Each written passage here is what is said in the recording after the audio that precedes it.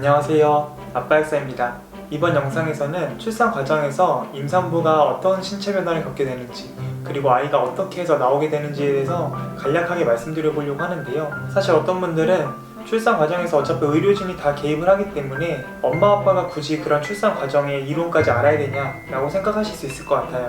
하지만 저는 엄마 아빠가 출산 과정에 대한 내용을 간략하게라도 알고 있다면 진짜 출산 시에 이게 지금 어떠한 상황인지, 얼마나 걸리게 될지, 또 어떤 단계인지 이런 것들을 알고 있다는 것이 굉장히 큰 무기가 될 수 있다고 생각이 들었거든요. 우리가 처음 어떤 곳을 방문할 때 그곳까지 가는 지도가 있다면 그 지도를 보면서 어느 정도 안정된 마음으로 갈 수 있겠죠. 비록 처음 가는 곳이라고 하더라도 이렇게 가면 되겠구나, 이렇게 여기까지 왔구나, 이제 얼마나 더 가면 되겠구나, 이런 것들에 대해서 개념이 있기 때문에 불안한 마음이 거의 없을 거예요. 하지만 지도 없이 너 저기까지 가야 돼 해서 그냥 무작정 출발을 시작한 상태라면 그 끝 지점이 어딘지 모르기 때문에, 그리고 내가 어디까지 와 있는지 모르기 때문에 굉장히 큰 두려움에 휩싸일 수 있습니다. 그래서 이 출산에 대한 지도, 즉 엄마 아빠가 간략하게나마 출산 과정에 대해서 알고 있는 것이 출산의 시간을 굉장히 축복되고 또 기대로 가득 찬 시간으로 만들 수 있고, 두려움과 공포에서는 더 멀어지는 결과를 낳을 수 있을 것 같습니다.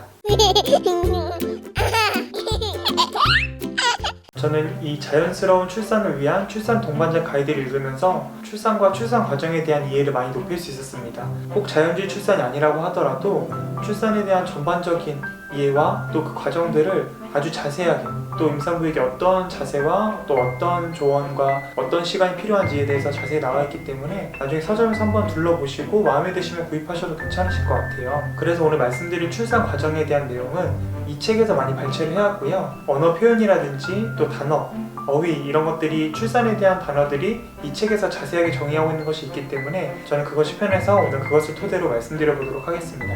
먼저 만성인 임산부가 출산일이 임박하게 되면 준비진통이라는 것이 시작됩니다. 이 준비진통 때에는 임산부의 허리나 배가 조금씩 당기듯이 아프게 됩니다. 준비진통이라는 표현이 익숙하지 않은 분들께는 가진통이라는 말을 들었을 때 아, 그게 준비진통이야 라고 하시는 분이 계실 거예요. 가진통이라는 말 많이 쓰지만 가짜 진통, 뭔가 속이는 그런 느낌이 있어서 이 책에서는 준비진통이라고 표현을 했더라고요. 이 진통에 대한 통증은 크진 않지만 계속 의식하게 되고 또 굉장히 불규칙적입니다. 규칙적으로 오는 것이 아니라 몇 시간씩 뛰었다가 오기도 하고, 길게는 며칠간 이 진통이 불규칙적으로 지속이 될 수가 있고요. 초산모의 경우는 이 불규칙한 진통이 규칙적으로 바뀌는 데 시간이 좀 오래 걸릴 수 있으니까 아직 준비 진통일 때 계속 신경을 쓰고 언제 진통이 본격적으로 시작될지에 대해서 의식을 하다 보면 더 지치고 힘들 수 있으니까 오히려 조금 더 규칙성이 보일 때까지는 마음을 조금 편하게 하시고, 그때 이제 산책 가서 조금 마음을 푸시거나 아니면 집에서 출산할 때 준비할 것들을 미리 준비하시면서 그 시간들을 보내시면 좋겠습니다. 이렇게 준비 진통이 수시간에서 또 사람에 따라서 수일까지 이렇게 지속이 되다가 점점 규칙적인 진통 형태를 찾아가게 됩니다. 이때 확장기로 들어간다고 하는데요. 이 확장기라는 말은 아이를 낳기 위해 산모의 자궁경부가 점점 열리는, 이렇게 확장되는 그 모습을 가지고 확장기라는 단계로 용어를 사용한 것 같습니다. 확장기에는 3가지 단계가 있는데요. 초기 진통, 본격 진통, 이행기입니다. 이 3가지 단계를 차례대로 말씀드려보도록 할게요. 처음 초기 진통 단계에서는 점점 자궁 경부가 확장이 되고 그게 4에서 5cm까지 열리게 됩니다. 그럴 때 진통의 간격은 4에서 5분 사이로 점점 규칙적으로 오게 되고요. 그리고 진통이 한 번 왔을 때 1분 정도 통증이 지속이 되고, 이것이 1시간 정도 관찰했을 때 계속 규칙적으로 나타난다면 그때는 이제 병원을 방문하셔야 됩니다. 자궁문이 이미 4cm에서 5cm까지 열려있을 수 있기 때문에 병원을 방문하셔야 되고, 준비 진통과는 다르게 통증이 조금씩 더 세지기 때문에 산모들은 당황스러울 수가 있습니다. 하지만 진통이 왔다가 가는 그 사이에 산모는 충분히 휴식을 취해야 되고, 또 진통이 왔을 때 호흡하고 마음을 편안하게 하면서 그 짧은 시간을 지날 수 있도록 유지해 주시는 것이 중요합니다. 그리고 준비 진통 시나 아니면 초기 진통 시에 생각지도 않았는데 갑자기 양수가 터지는 경우가 있는데, 그럴 때는 감염의 위험을 막기 위해서 재빨리 산부인과로 바로 가셔야 됩니다. 또 이 초기 진통 단계는 초산모 같은 경우는 20시간까지도 지속이 될 수 있기 때문에 너무 조급한 마음을 가지지 말고 진정하면서 아이가 나올 준비를 하는구나, 내가 기다려줘야겠다, 이런 마음을 가지고 좀 준비를 하시면 좋을 것 같아요.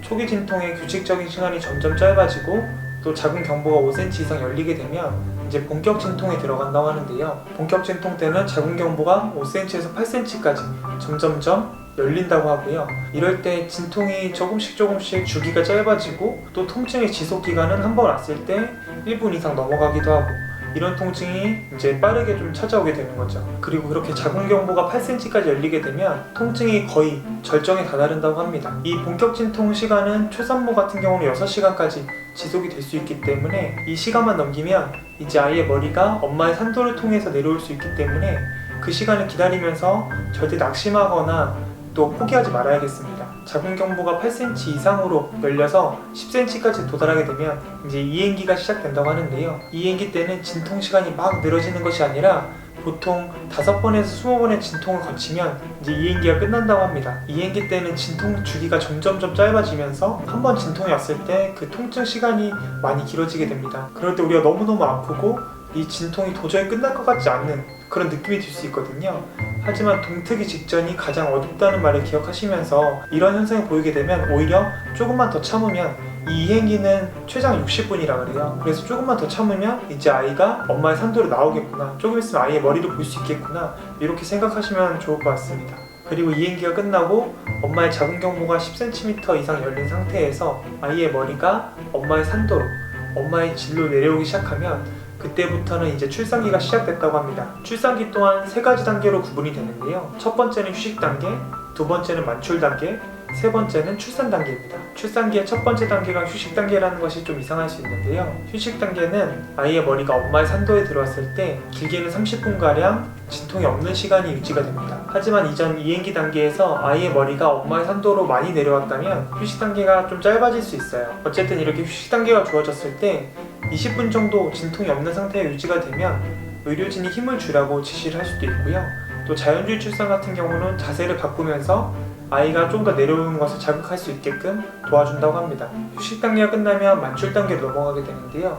만출 단계에서는 다시 강력한 진통이 시작이 되면서 자궁이 완전히 뒤집어지는 것 같은 수축을 진행하게 된다고 합니다. 이게 강력하기 때문에 임산부는 힘을 주고 싶지 않아도 마치 우리가 구토할 때 위장이 우리의 의지와는 다르게 스스로 힘을 짜내서 구토가 나는 것처럼 이 자궁 수축도 그렇게 진행이 된다고 하네요. 그래서 그렇게 진행이 되면서 아이의 머리가 조금씩 엄마의 외음부 밖으로 보이기 시작합니다. 이때 산모가 원한다면 아이의 머리가 조금 나와 있는 것을 손으로 만져보거나 하게 되면 이제 곧 끝이다, 이제 조금만 더 힘내면 된다, 이런 생각들을 또 가질 수 있기 때문에 긍정적이 되고 또 희망을 가질 수 있게 되는 것 같습니다.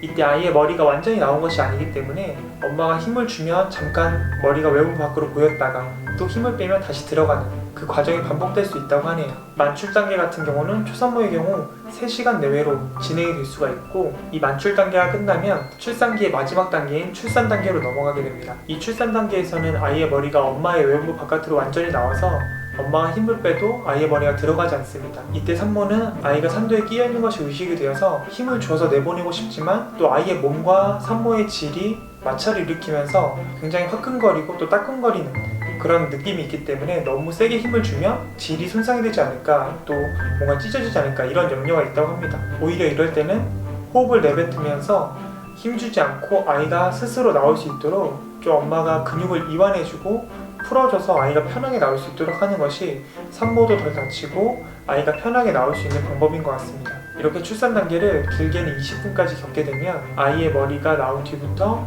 어깨가 저절로 나오고 그리고 하반신까지 나오면서 아이의 출산이 마무리되게 됩니다. 이제 사랑스러운 아기를 만나게 될 거고 그 아기가 잘 태어났는지를 의료진들이 체크해주게 될 겁니다. 산모는 굉장히 뿌듯하고 굉장히 보람차고 자랑스럽고 그런 감정을 느낄 수 있게 되겠죠. 하지만 이 출산기가 끝나고 바로 출산이 종료되는 것이 아니라 마지막 단계가 있습니다. 바로 태반기인데요. 아이가 태어나고 나서 5분에서 30분 정도 있으면 다시 한번 자궁 수축이 일어나면서 엄마의 자궁 안에 있던 태반이 나오게 됩니다. 이렇게 태반까지 나옴으로써 완벽히 출산이 끝나게 되는 거고, 엄마 아빠는 그토록 기다렸던 그 작은 생명을 이제 하나의 가정의 일원으로서 같이 키워나가실 겁니다. 출산을 앞두신 분들은 막연한 두려움이 있겠지만 아까 제가 처음에 말씀드렸듯이 이런 출산에 대한 과정을 잘 이해하고 계시고 내가 어디까지 지금 얼마나 왔고 어떻게 가야 하고 이것들에 대해서 계속 기억하시고 또 보호자분도 그것들을 잘 알고 잘 이끌어 주시고 이제 얼마만 더 하면 돼 이렇게 말씀해 주시면서 기대감으로 희망으로 출산 시기를 준비하고 잘 맞으시기를 기원합니다. 아빠 엑스였습니다.